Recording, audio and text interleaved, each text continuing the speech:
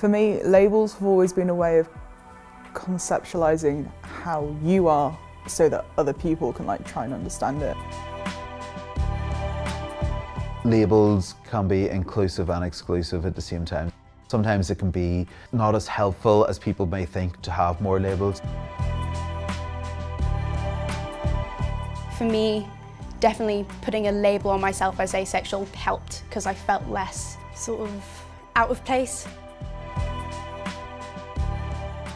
I feel it's able to give me something to look back on. These are my people, these are the struggles.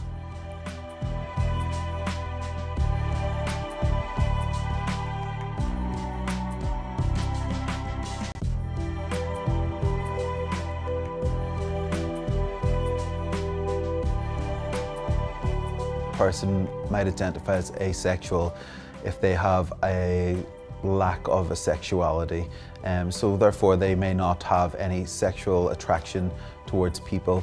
It doesn't mean that a person will be in distress when it comes to talking about sexuality, and it also doesn't mean that someone never has or never will want to have a sexual experience as well. Those are different things.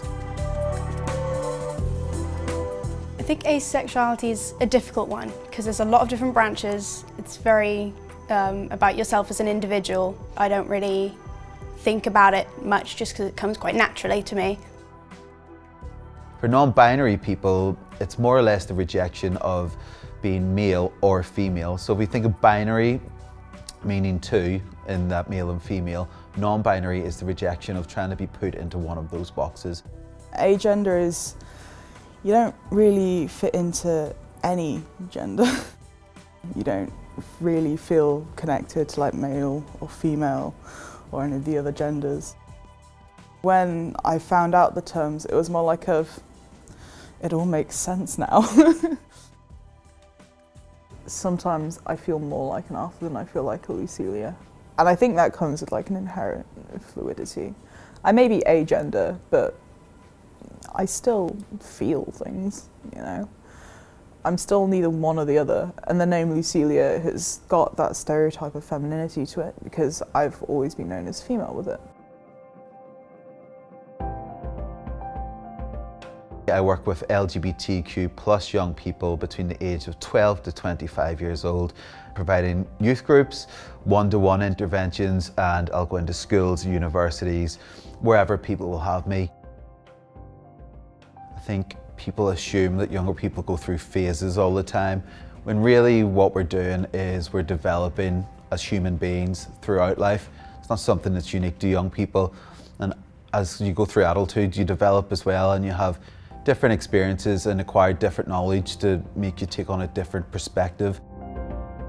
People are gonna change their mind, people are gonna evolve, people are gonna learn more about themselves and decide something else fits better. And that's where individual labels are really useful. I like non-binary because it works for me, it works for now. Whether non-binary is going to fit in 10 years' time, I couldn't tell you, but I also don't care. I will come to that in 10 years' time. I'm Annie, I'm 20 years old, studying food and nutrition, and I'm also the asexual rep for the LGMU LGBT Society. When we have meetings, we often talk about what we want to do for future events, different events that proper organisations are doing and how we can help or contribute, and just meeting up and seeing if we can help anyone who may be struggling with their identity. It's definitely something that some people struggle to sort of think about. I've had multiple occasions where I've told people my asexuality, even in a LGBT meetup, and people have sort of, it's not something they've ever thought about being a thing.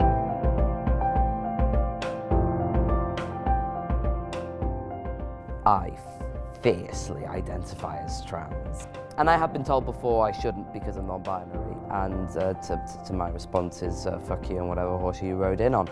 The only thing that makes someone trans if they wish to identify with it is, do you identify whatsoever as something other than the gender you were assigned at birth? Thank you very much.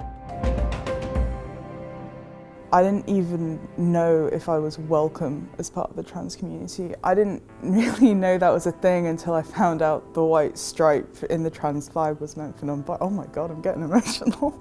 I didn't even know until the white stripe meant non-binary. I was like, oh, I do count. I exist. At the end of the day, we're all part of a big minority group, and we need to recognise how that holds us back, but also how it gives us certain freedoms. It's the very, very formal things that end up being the worst, because they end up having the biggest repercussions. So not being able to get a passport, not being able to fill out, say, like official NHS documentation.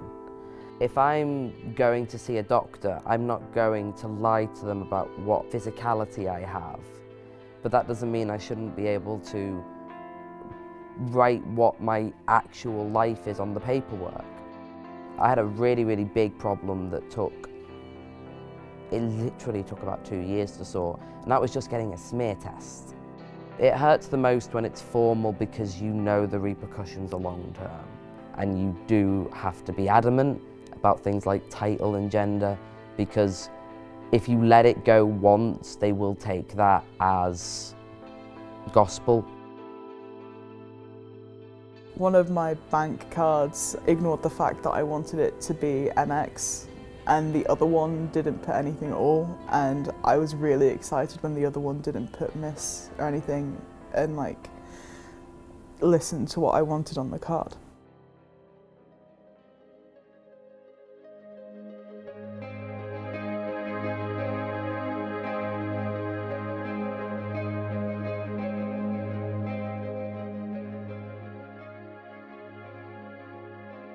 Media is such a pivotal thing in everyone's lives. I think it is crucial, and it does have a major impact on how people see sexualities and how they see the LGBT community. And it's nice when you're watching a show or you're doing something, you're reading a book, and there's a character who you can identify with, and you're like, oh, nice, that's another person that I know now that I can relate to. There have been maybe less than a handful of characters who could easily be seen as non-binary. They may even use things like they pronouns. In my opinion, there's no real excuse not to be including people, because all you're going to do is make the work more accessible, more real life, more reflective of how communication, relationships and stories work. If I had celebrities that were raising their kids non-binary, I might have realised it was okay sooner. If I'd had Steven Universe sooner, I would have realised it was okay to be gay. It was okay to not be a man or a woman. And I think it's vitally important that we have casual representation. There's no like real reason for us to exist, and to say in the media that there has to be a reason for a character to be non-binary. It's like, where's your reason? Things that people pick up with me is that, oh, there's too many labels, I can't remember all of this, therefore I'm not going to listen to any of it. And that is a problem, because I don't want people shutting down and not listening. And I completely understand that. I wouldn't expect people to remember 50 different gender identities and sexual orientations, but it's important to accept that they exist. Maybe the future is to destroy all the labels and have no labels and just see people as diverse human beings.